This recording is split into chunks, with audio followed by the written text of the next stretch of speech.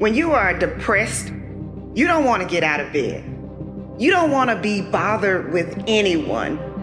But overcoming depression is going to require that you get up and engage with life again. When you are feeling down, the worst thing you can do is isolate yourself, because isolation actually intensifies sadness. So I recommend finding a distraction that will shift your energy.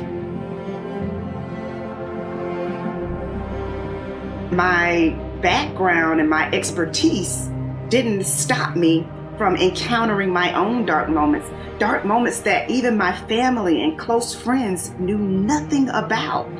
And I didn't just feel down every now and then. I went through depression.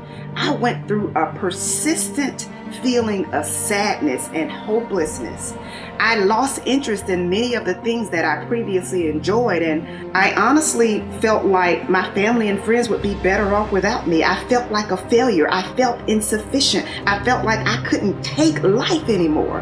And so I know what it feels like to not want to get out of bed. I know what it feels like to experience deep and distressing hurt that seems impossible to push through.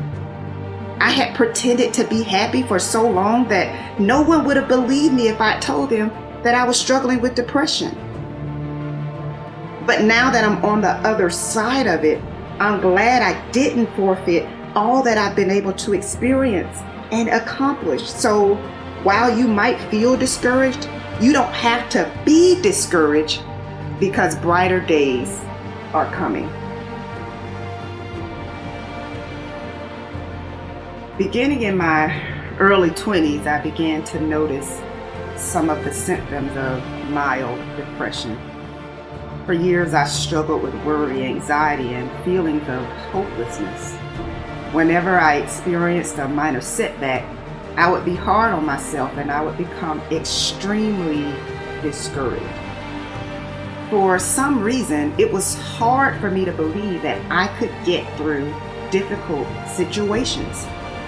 I know from personal experience that depression has a way of transforming a typically happy and outgoing person into someone who is sad, withdrawn, and frustrated with life.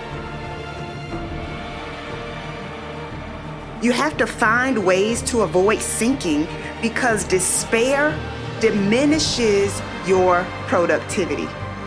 In most instances, anxiety stems from a past experience or an anticipation of a negative experience. When you feel anxiety trying to creep in, you have to shift your focus from "this is not fair" or "why am I having to deal with this" to "I may not be feeling my best right now, but I will not allow worry or fear to sabotage the gift of this moment." Though it may feel natural to allow your mind to wander into worry and despair, you actually reinforce negative thinking by not challenging it. Your thoughts are impressions. They are not your identity. So be mindful of your thought patterns and interrupt them before they get out of control.